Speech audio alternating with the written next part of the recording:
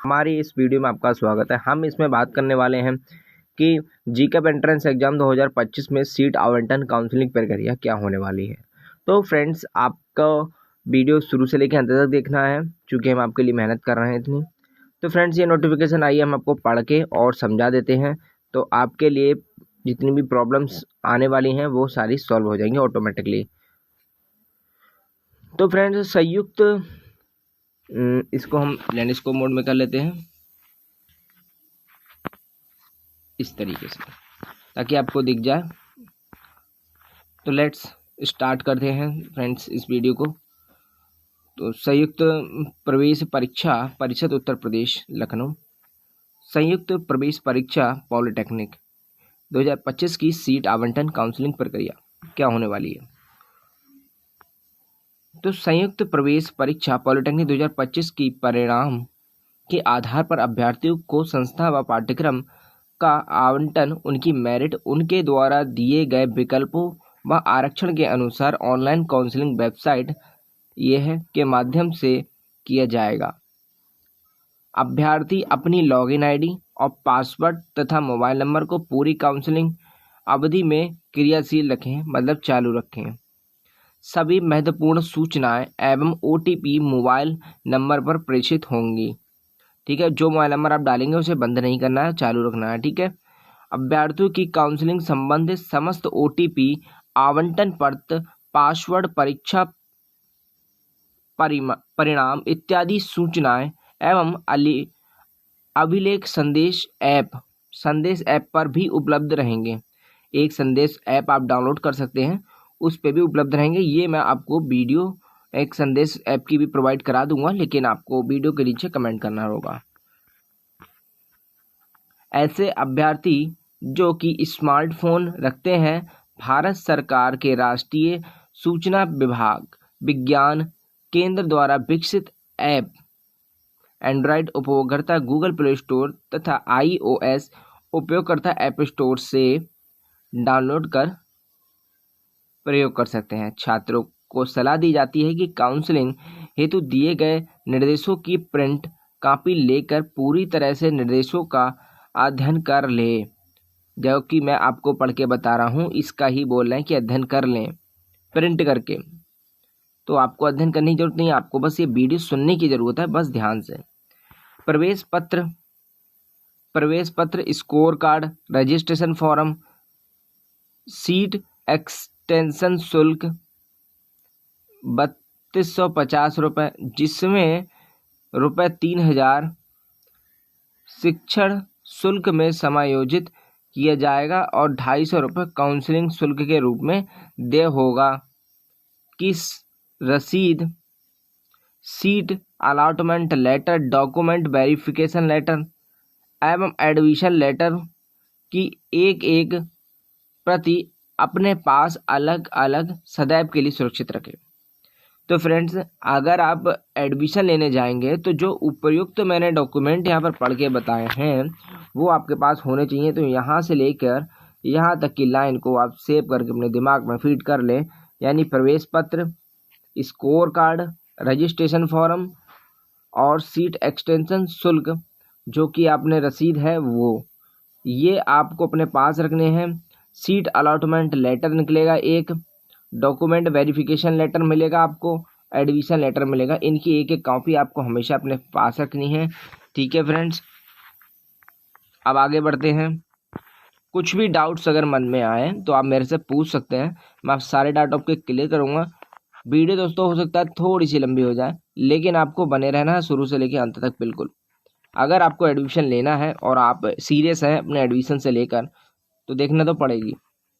सभी प्रक्रियाएं दिए गए काउंसलिंग शेड्यूल के आधार संपादित होंगी। काउंसलिंग शेड्यूल पोर्टल पर उपलब्ध है, जो कि काउंसलिंग का जो शेड्यूल है, जो मैंने आपको पिछली वीडियो में शॉर्ट वीडियो में बता रखा है कि इस डेट से इस डेट तक आपकी काउंसलिंग की प्रक्रिया होगी, कब कब क्या क्या होने वाला। ठीक है, वो मैंने बताया था, पिछली शॉर्ट वीडियो में बता दिया था, उसका आपने स्क्रीनशॉट ले लिया होगा शायद। अब कृपया ध्यान दें कि सीट आवंटन काउंसलिंग की समस्त प्रक्रियाएं संपादित होनी है। अतः विभिन्न प्रक्रियाओं हेतु काउंसलिंग शेड्यूल में निर्धारित तिथि एवं समय का विशेष ध्यान रखें। अगर आप ऐसा नहीं करते हैं, तिथि और समय का ध्यान नहीं रख पाते हैं, तो आपकी काउंसलिंग प्रक्रिया अधूरी रह जाएगी। इसलिए ये कह रहे हैं इस बात के लिए कि ध्यान रखें।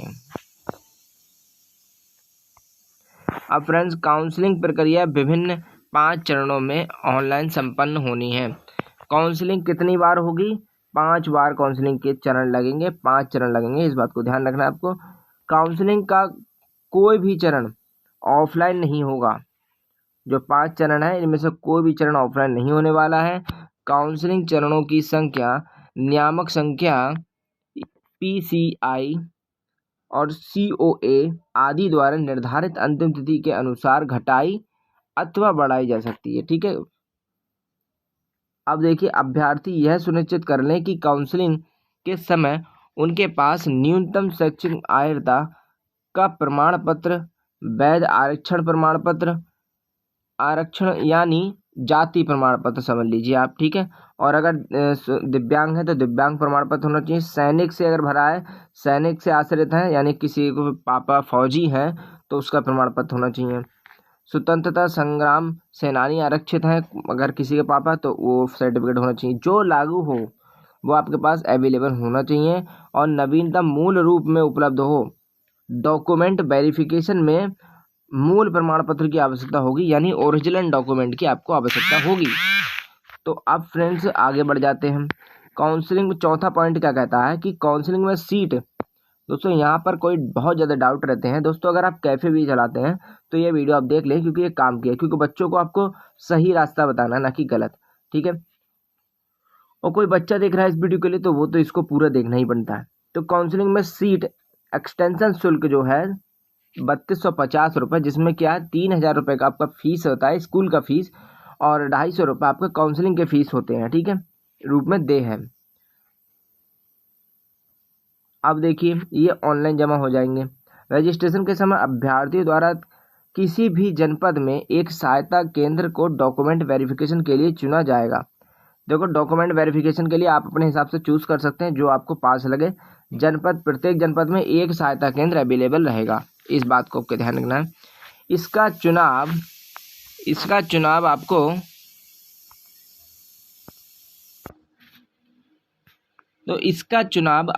अभ्यर्थी अपनी सुविधा के अनुसार कर सकते हैं।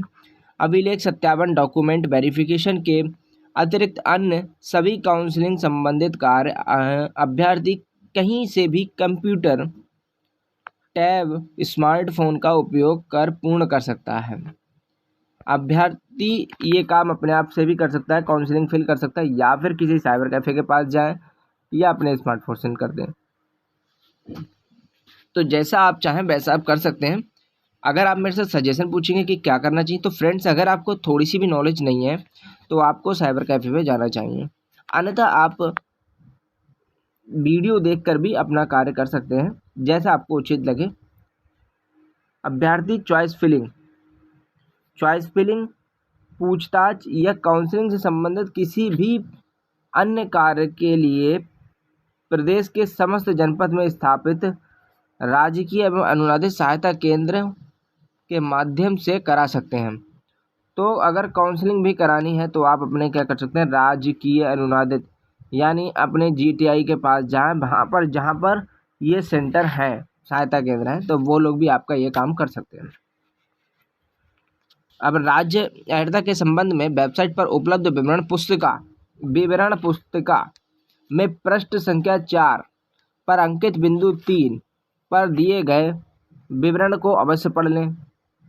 उत्तर प्रदेश की अर्हता न रखने वाले अभ्यर्थी चतुर्थ चरण से काउंसलिंग के लिए पात्र होंगे।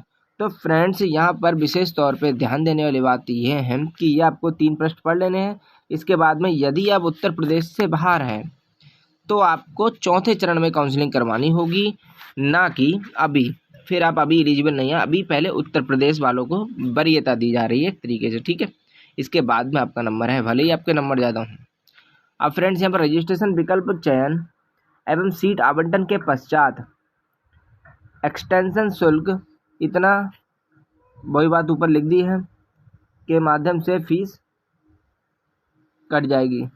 काउंसलिंग फीस किसी भी दशा में वापस या हस्तांतरण नहीं की जाएगी। यहाँ पर दोस्तों समझने वाली बात यह है कि अगर आपने 350 रुपये की फ़ीस दे दी तो आपका जो 250 रुपये एक्स्ट्रा जा रहा है वो वापस नहीं होगा, बल्कि जो 3000 रुपये हैं ये आपके वापस हो जाएंगे।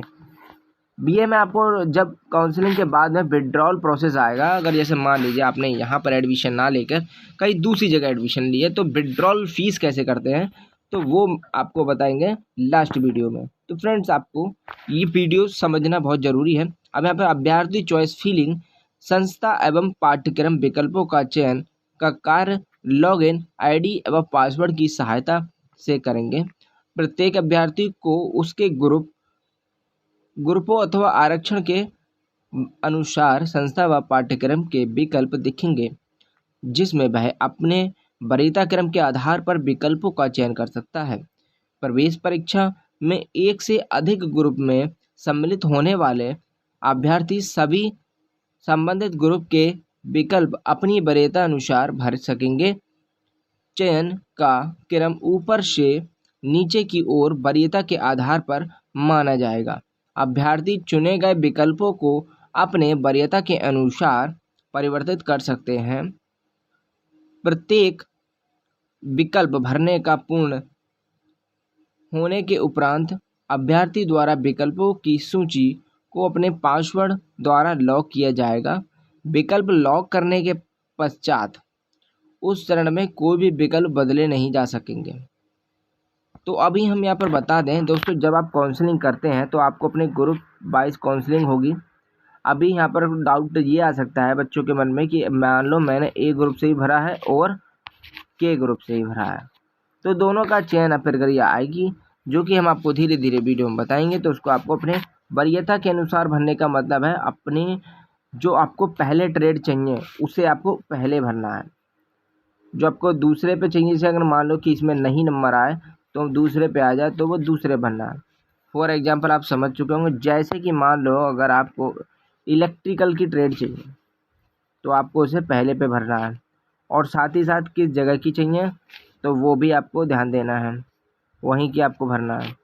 अगर आप गलती से गलत कर देते दूसरा पहले पहले दूसरा यानी अपनी वरीयता नहीं भरते हैं तो हम जो चेकअप है वो आपको यही मानेगा कि आपने ये वरीयता से भरा है। यानी अगर आप ऊपर वाली ट्रेड को चुन लेंगे, जैसे यहाँ पर कह रहा है ना कि ऊपर से नीचे की ओर आएंगे, तो यहाँ पर 1 2 3 की ओर आएंगे। ये लोग ऊपर से नीचे तक आएंगे। अब जैसे मान लो आपका नंबर आ गया 3 में तो आप ऊपर जा सकते हैं। अब मान लो आपने 1 नंबर पे चुन ली कोई सी ट्रेड, उसमें नंबर आ गया आपका धोखे से, तो आप नीचे नहीं बढ़ सकते किसी कीमत पे। ठीक है, बात को समझ रहे हैं आप? और नहीं समझ में आया तो फिर कमेंट करना, मैं फिर समझाऊंगा, क्योंकि बहुत ज़्यादा समझाने में बहुत लंबी वीडियो होने वाली है मुझे लगता है ये।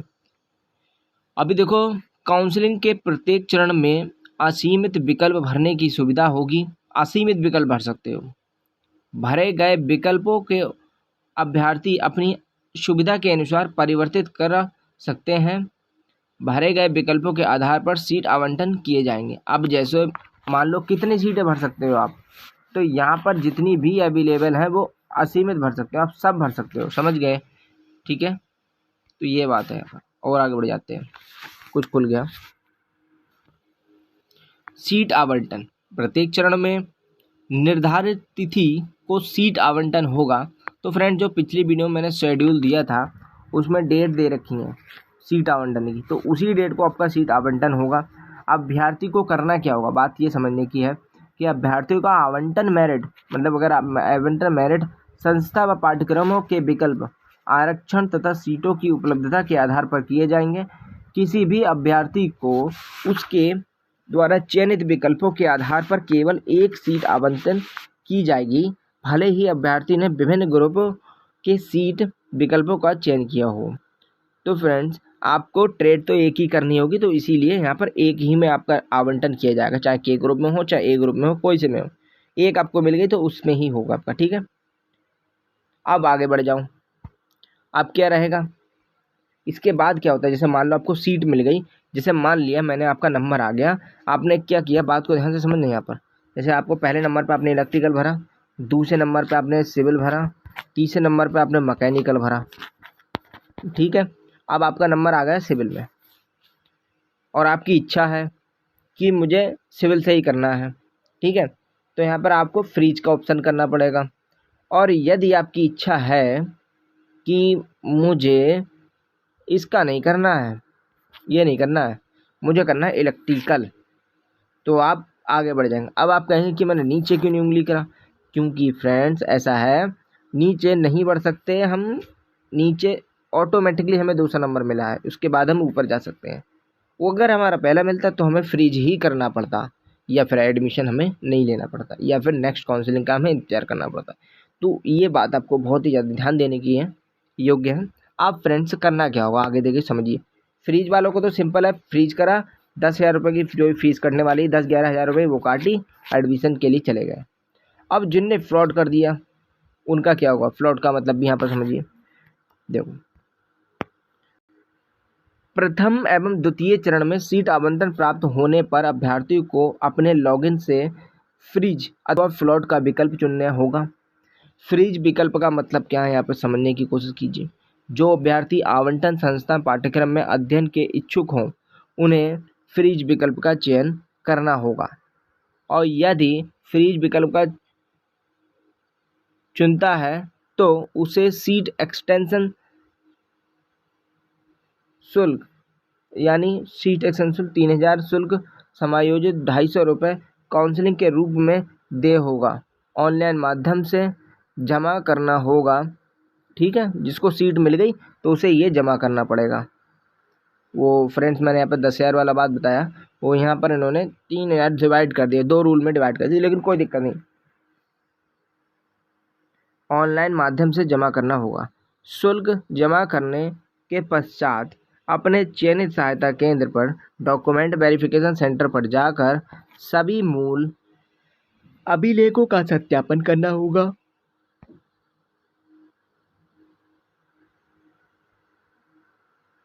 अभिलेखों के सत्यापन के तुरंत बाद अभ्यर्थी को आवंटित संस्था में उपस्थित होकर अवशेष प्रवेश शुल्क, अब बचा हुआ अवशेष प्रवेश शुल्क चरण हेतु निर्धारित तिथि तक जमा करना आवश्यक होगा, अन्यथा की स्थिति में उसकी सीट निरस्त हो जाएगी और वह तृतीय चरण तक की काउंसलिंग में भाग नहीं ले सकेगा।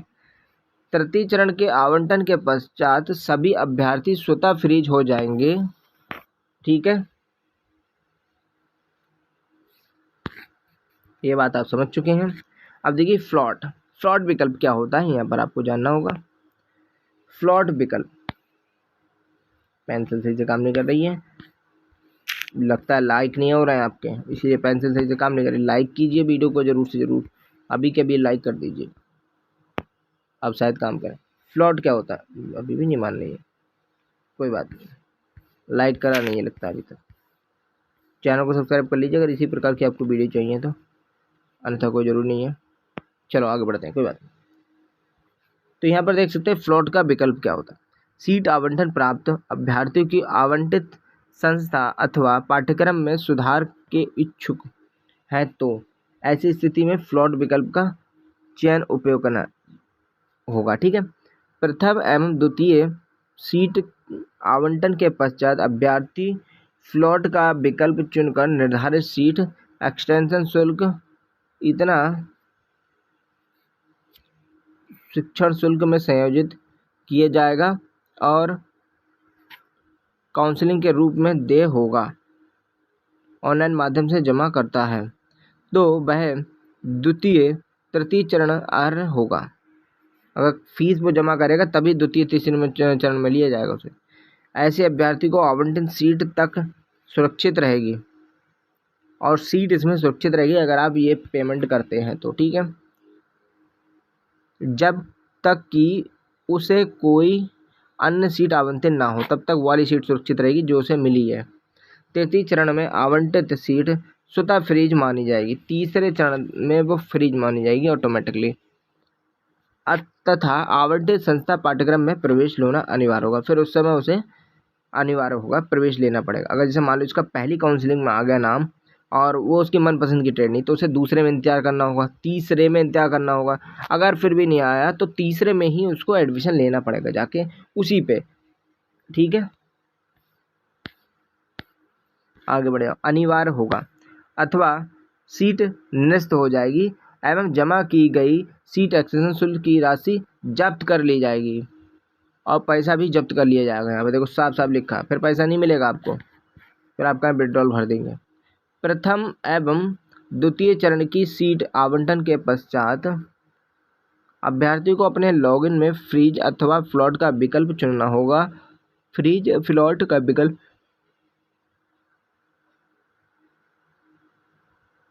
का चयन न करने वाले विकल्प के पश्चात सीट एक्सटेंशन न जमा करने वाले, फ्रीज विकल्प का चयन करने के उपरांत अभिलेख सत्यापन न कराने वाले काउंसलिंग के तृतीय चरण तक के लिए प्रक्रिया से बाहर कर दिया जाएगा और तृतीय चरण में सीट आवंटन के पश्चात सभी अभ्यर्थी फ्रीज माने जाएंगे। ठीक है, आपने बात को समझ ली होगी कि अगर जो भी लापरवाही करेगा उसको फिर चौथे राउंड में मिलेगा। चौथे राउंड का मतलब ये है कि आपका मनचाही सीट आपको नहीं मिल पाएगी, क्योंकि उस समय तक फर्स्ट और दूसरे और तीसरे में सभी ट्रेडें फुल हो चुकी होंगी। उसके बाद में जो बची हुई हो जाएंगी हमारी, उसमें सारा हमारा यूपी के बाहर के भी बच्चे आएंगे, तो सबके लिए अनिवार्य, सबके लिए मिलेगा वो फायदा बेनिफिट्स। ठीक है, तो आपको अगर किस्मत अच्छी होगी तो आपको मिलेगा, अन्यथा नहीं मिलेगा। अब देखो चौथे चरण में क्या कहानी है। कहानी तो पूरी सेम है, लेकिन जो मैंने अभी बात बोली कि चौथे चरण में क्या होने वाला है, फिर भी मैं आपको यहाँ पर पढ़ के बताऊंगा। तो सीट चरण चतुर्थ चरण में सीट आवंटन पाने वाले अभ्यर्थियों के लिए फ्रीज अथवा फ्लॉट का विकल्प उपलब्ध रहेगा तथा अन्य प्रक्रिया बिंदु संख्या 11 के अनुसार की जाएंगी। यह प्रक्रिया पूर्ण न करने पर अभ्यर्थी पंचम सीट काउंसलिंग में प्रवेश से बाहर हो जाएगा। देखो सीट अगर चौथे चरण में भरते हो तो फ्रीज या फ्लॉट का तो ऑप्शन उपलब्ध रहेगा। ठीक है, अगर आप फ्रीज या फ्लॉट में से कुछ भी नहीं करते हैं तो आपको बाहर कर दिया जाएगा काउंसलिंग प्रक्रिया से। अब देखो पांचवें चरण में आवंटन के पश्चात सभी अभ्यर्थी स्वतः फ्रीज हो जाएंगे। उन्हें सीट एक्सटेंशन शुल्क शिक्षण शुल्क में समायोजित किया जाएगा, काउंसलिंग के रूप में देय होगा, ऑनलाइन माध्यम से जमा करना होगा। शुल्क जमा करने के पश्चात उसे अपने चयनित सहायता केंद्र पर जाकर डॉक्यूमेंट वेरिफिकेशन करा लेने, सभी अभिलेखों को ले जाकर। अगर ऐसा नहीं करते तो आपकी सीट निरस्त कर दी जाएगी। ठीक है, इतना सा हमने शॉर्ट में बता दिया आपको सारी बातें। तो फ्रेंड्स, यह प्रक्रिया पूर्ण ना करने पर अभ्यर्थी इस वर्ष की काउंसलिंग एवं प्रवेश प्रक्रिया से ही बाहर हो जाएगा, अगर ऐसा नहीं करेंगे आप तो। ठीक है, आप देखो आगे आ जाते हैं। डॉक्यूमेंट वेरिफिकेशन क्या रहेगा।